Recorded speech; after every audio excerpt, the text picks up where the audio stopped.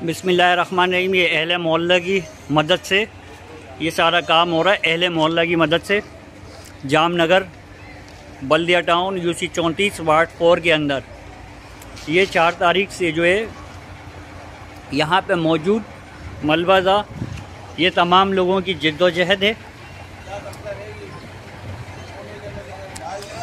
अल्लाह ताला इस मोहल्ले के अंदर जो है वो यकजहती दे।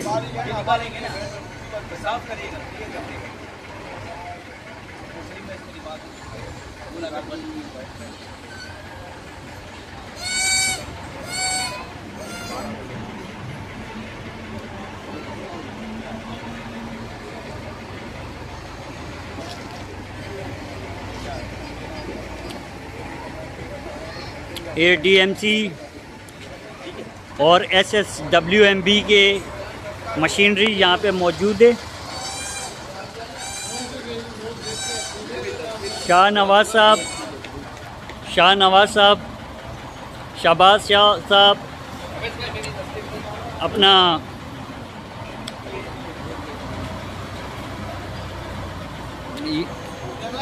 आसिफ बेग,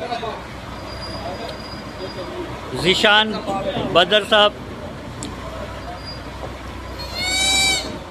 KMC के इंचार्ज, ये तमाम लोग जो है यहाँ पे मौजूद हैं और अहले मोहल्ला